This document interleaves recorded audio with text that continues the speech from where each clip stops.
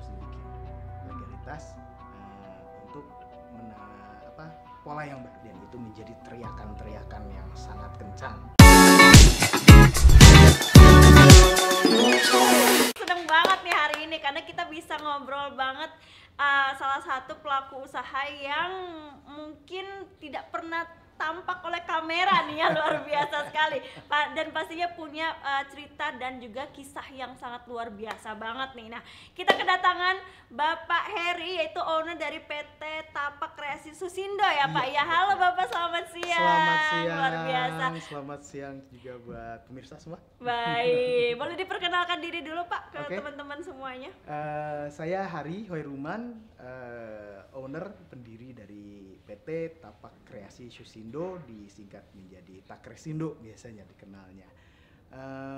Asal saya dari Bogor. Kita juga membawahi sebuah workshop yang memproduksi sandal-sandal dan sepatu-sepatu seperti di sini, cantik-cantik ya. Workshop kita namanya workshop Indrajaya.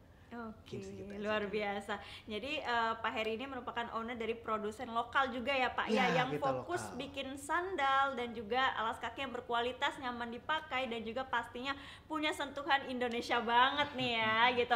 Oke, langsung aja kita ngobrol langsung nih. Saya udah penasaran banget dengan kisahnya dari awal gimana mulanya usaha dari Tapak Kreasi ini berdiri nih Pak. Oke, untuk cerita ke situ kayaknya harus flashback dulu beberapa dekade. Luar biasa. Jauh sebetulnya. Sebagai latar belakang mungkin saya berasal dari Ciomas, Bogor, yang notabene itu sentra produksi alas kaki. Jadi berbagai macam alas kaki diproduksi di sana, lokal dan handmade. Gitu. Dan sudah membudaya bahkan sampai yang UMKM kecil sampai ke rumah-rumah itu bikin alas kaki. Cukup terkenal sebetulnya, tapi bagi para pelaku usaha dagang nyarinya biasanya ke Bogor, diproduksinya di Ciomas. Nah, itu sudah berlangsung di keluarga saya generasi ketiga. Dari era 70-an kakek saya sudah produksi sebetulnya. Gitu. Kakek saya produksi, dikepalai oleh ayah saya. Ya begitulah namanya usaha, ada naik turun, generasi selanjutnya yang naik, gitu.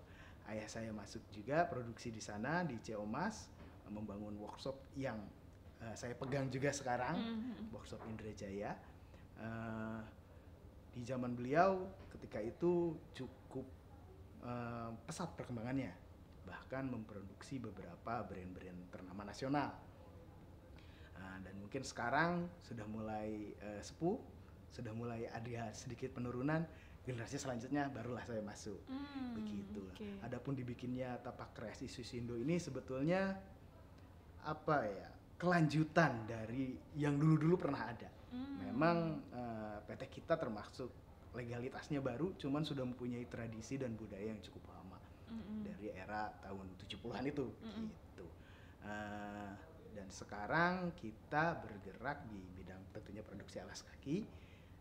Dengan tenaga-tenaga muda, kebetulan juga tim saya ada yang ikut ke sini, fresh graduate. Jadi kita hiring orang-orang yang punya ide lebih bagus dengan semangat yang lebih baru tentunya. Luar biasa, oke. Nah, tapi penasaran juga nih, berarti bisnis di awal dari kakek Bapak ya gitu ya, dari kakek itu tahun berapa Pak kalau boleh tahu? Untuk pastinya saya kurang tahu, tapi eranya di era 70 ya? Akhir sampai terakhir itu di 90 awal sudah mulai diganti oleh orang tua. Oke, luar biasa juga, saya belum lahir ya teman-teman semua. Luar biasa sekali, berarti cukup memang sudah terkenal di mana seluruh Indonesia berarti ya. Kalau produknya sih mungkin ya. Iya gitu karena ya, kita mengerjakan brand-brand nasional tadi, produk kita sih udah lari kemana-mana ya sebetulnya. Seluruh nasional, mungkin kawan-kawan juga pernah lihat ada produk suatu brand nasional yang besar ada di toko. Kemungkinan besar salah satunya mungkin pernah diproduksi di saya. Luar biasa berarti ya. Nah, kenapa bisnis Bapak yang sekarang ini namanya itu Tapak Kreasi? Nah, ini unik nih, tapak gitu ya. Kenapa namanya tapak nih Pak? Apa artinya menurut Bapak? Mungkin ada filosofi lagi Pak? Sebetulnya ada arti yang simpel dan arti filosofis, ada dua. Oke, siap. Kalau yang simpelnya sebenarnya gini, saya pengen bikin legalitas usaha yang sebetulnya bikin alas kaki gitu. Kalau tapak itu kan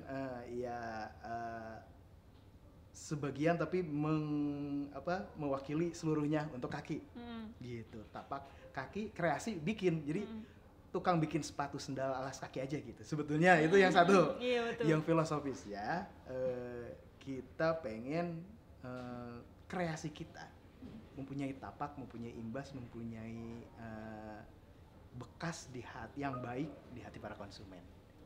Itu yang filosofisnya ke situ. Berarti yang satunya lebih merakyat juga ya. Iya, gitu yang ya, satunya gitu. mah bikin sepatu doang, tukang bikin sepatu aja. Iya. Alas kaki.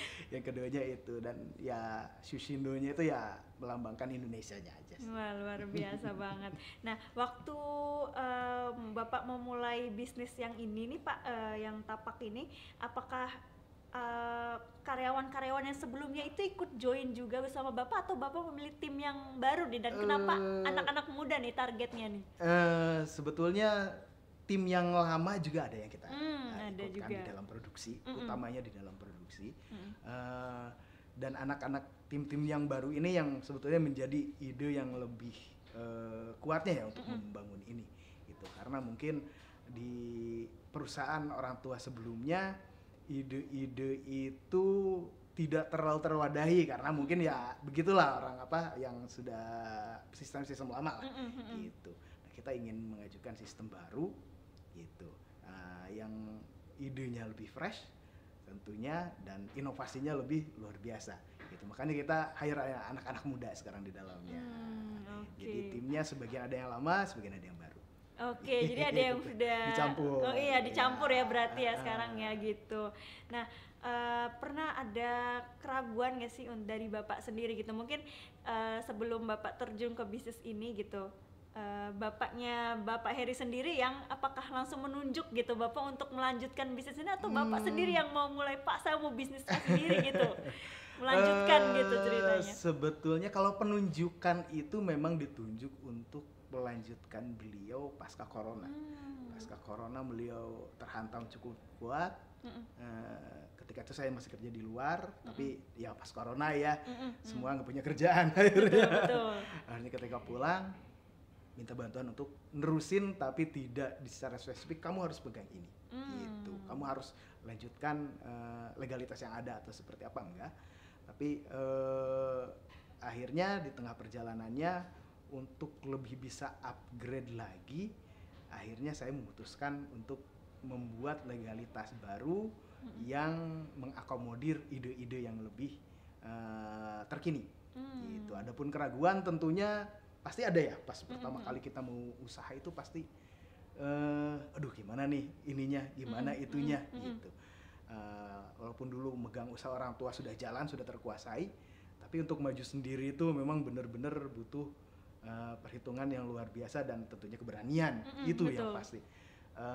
Yang keraguannya itu sebetulnya bukan mau bikin atau enggaknya. Kalau bikin saya sudah pasti mau punya sendiri.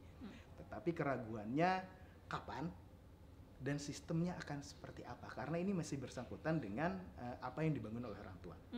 Gitu. Orang tua sudah membangun.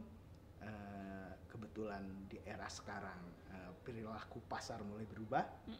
Jadi dulunya mau disebut perusahaan orang tua lebih ke jemput bola. Jadi tanpa kemana-mana pun orderan udah datang gitu. Betul. Karena memang nama perusahaan orang tua sudah ada di beberapa brand terkenal. Tapi perilaku pasar berubah, yang naik sekarang di online, yang offline itu sudah mulai turun, orderan makin kurang gitu. Akhirnya setelah corona itu kita banting setir, merubah pola marketing kita rubah, cara marketing juga kita rubah. Akhirnya inilah hasil dari situ. Setelah kita jalan beberapa waktu, wah ini harus dibikin legalitas untuk pola yang baru, lebih ke sana sebetulnya. Akhirnya tahun kemarin saya yakin dan jalanlah sekarang. Mungkin menurut Bapak juga kalau tidak beradaptasi bakal ketinggalan juga nggak sih Pak? Sangat akan ketinggalan ketika kita tidak beradaptasi dengan perilaku pasar, apalagi ya sekarang karena kita penjual juga tidak beradaptasi dengan desain-desain yang ada sekarang, ramainya lagi apa nih gitu. Ya tentunya bakal ketinggalan sama yang mempunyai ide dan kreasi yang lebih kekinian. Untuk bisa settle dari nol ya. Dari nol ini ya mulai dari ide berarti ya. Mulai dari ide itu dari 2001 2002. Itu masih ide aja gitu. Jadi cukup lama butuh waktunya untuk merancangnya.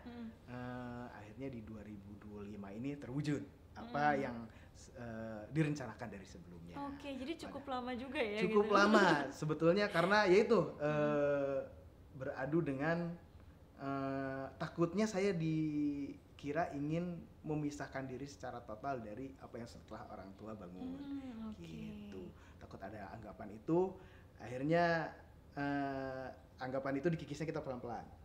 Enggak loh, kita bukan mau misah, kita justru mau bergabung bersama-sama. Karena konsep lama itu kadang-kadang kejadiannya di UMKM itu suatu usaha yang tidak bisa diwariskan kadang-kadang. Kebanyakan UMKM itu seperti itu. Iya, betul. Nah, saya ingin ini tetap ada income nantinya untuk tetap ke orang tua. Jadi sebutannya kita bekerja sama dengan perusahaan yang sudah ada. Karena kalau tidak seperti itu mungkin bisa jadi kehilangan pasar. Betul. Untuk menuju ke sananya saya kikis pelan-pelan, saya ngobrol pelan-pelan, dan akhirnya saatnya tepat kita ambil langkah. Produknya ini apakah fokus ke sandal apa sandal ya teman-teman semua? Sandal gitu ya, atau alas kaki nih. Nah, yang bikin beda dari mungkin produsen sepatu lainnya tuh apa sih yang lebih keunggulannya gitu? Untuk di Takresindo, pertama kita mempunyai workshop sendiri, yaitu workshop Indra Jaya. Yang workshopnya kapasitasnya cukup besar dan sistem produksinya terpadu. Biasanya kalau yang UMKM itu produksinya di lain-lain tempat. Untuk part ini dibikin di sana, part ini dibikin di sana, part ini dibikin di sana, dan nanti untuk para proses akhirnya assembling di tempat sendiri. Itu. Tapi untuk di kita mulai dari penjahitan, mulai sampai pembuatan insole, cutting outsole, assembling, QC dan packing sudah terpadu di satu tempat. Itu satu keunggulannya. Yang keduanya kita melimitasi kualitas ordernya.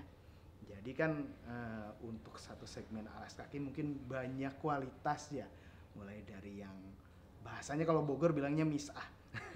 Jadi sekali pakai hancur itu ada gitu. Iya, betul. Saya juga pernah ya. Ya, harganya memang sangat murah. Betul. Bentuknya memang sangat menarik gitu. Iya, Tapi di balik itu tentunya ada harga, ada kualitas. Nah, kebetulan di kita menerima orderan untuk segmen menengah ke atas. Oke, jadi sesuai sama kualitas juga berarti gitu, luar biasa. Nah, kalau boleh tahu ini dari bahannya itu ini kan kayak sepertinya premium sekali ya gitu ya. Ini teman-teman kalau misalnya dipegang ini tuh bukan kulit gitu tapi kayak bulu dru ya kalau misalnya bilang gitu. Bulu dru ini tuh premium teman-teman semuanya kalau dilihatnya, dan ini tuh empuknya. Nah, kira-kira untuk dengan bahan yang seperti ini itu standarisasinya seperti apa nih Pak? Standarisasinya bisa dilihat dari harga ya. Karena kalau jenis memang kita pemakaian jenis itu mayoritas hanya 3. Pertama itu pakai PU, polyurethane, kedua pakai PVC, polyvinyl chloride, dan ketiga pakai kain atau bahan-bahan garment. Untuk bahan utamanya rata-rata itu. Nah, di situ pun ada segmen-segmennya nanti. Ketika kita misalnya ke toko atau ke toko bahan gitu ya, itu ada harga-harganya. Jadi untuk kualitas rendah, jenis bahannya sama PU atau PVC, tapi harganya dia paling bawah, paling murah. Nanti naik lagi. Nah, kita biasakan memakai bahan-bahan yang memang standarnya untuk menengah ke atas. Nah, ini salah satu contohnya gitu. Jadi bahan-bahan yang kita gunakan bukan untuk kualitas bawah, tapi memang untuk kualitas menengah. gitu. Nah kalau untuk menurut Bapak sendiri untuk dalam memproduksi sendal seperti ini gitu, apakah mengutamakan kenyamanan juga nih Pak untuk para konsumen atau hanya estetika saja nih, desainnya aja yang dipikirin gitu, tapi untuk kenyamanan nomor kedua atau nomor sekian gitu? Tentu saja kenyamanan menjadi salah satu prioritas kita ya untuk konsumen. Karena itu kita menggunakan, kalau kenyamanan rata-rata banyak pakainya di keempukan ya. Betul banget. Empuknya kita biasanya pakai lapisnya nggak hanya pakai spon eva, tetapi kita pakai juga disebutnya busa SHL. Kalau ini ada beberapa jenis busa, cuman yang kebetulan kita pakai di sini pakai SHL. Ada juga kita kadang-kadang pakai busa namanya, aduh saya lupa, itu yang putih itu, dia lebih empuk daripada eva sebetulnya.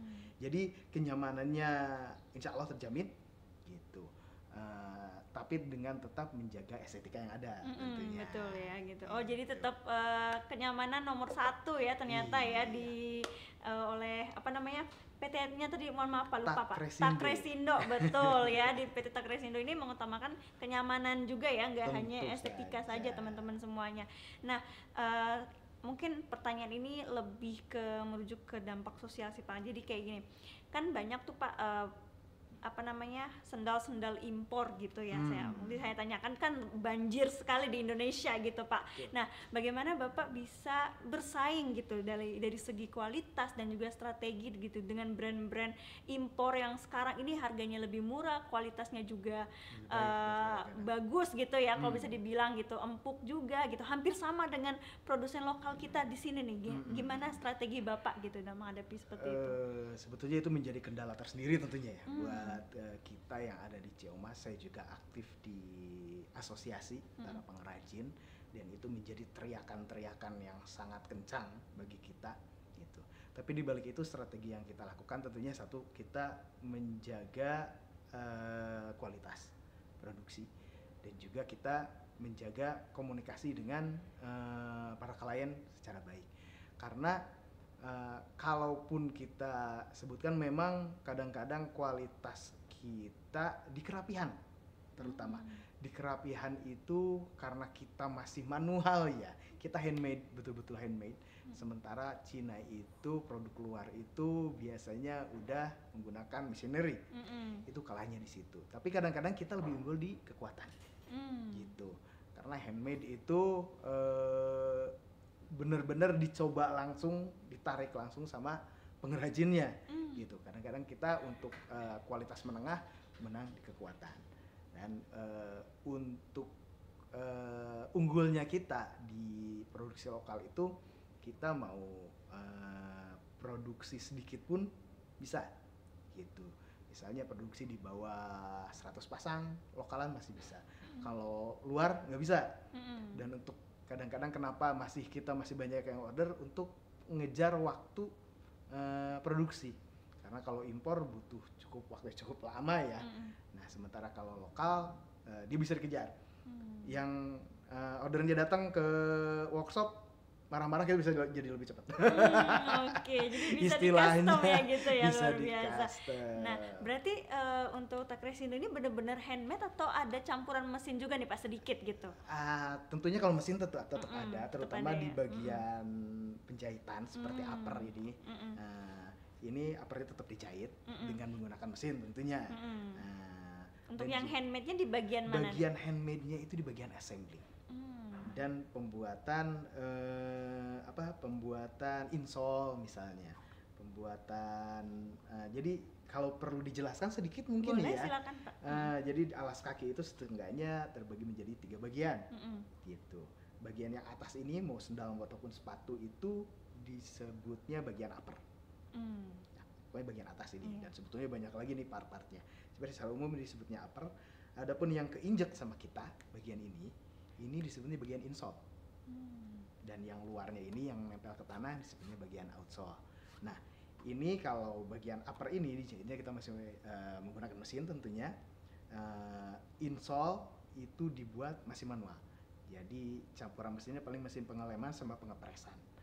Dan yang ketiga outsole. Kalau outsole kita udah pakai mesin cutting. Tuh. Nah, nanti proses terakhirnya yaitu di assembling. Part-part tadi sudah ada ya, uppernya sudah dijahit, insole-nya sudah dibikin, outsole-nya sudah dipotong, masalah ke tahap assembling. Nah, ini yang sebetulnya disebut workshop tuh utamanya di situ. Kalau di Bogor sebutnya bengkel. Bengkel itu utamanya nyambungin part-part yang sudah diproduksi. Upper, insole, outsole dibikin jadi alas kaki.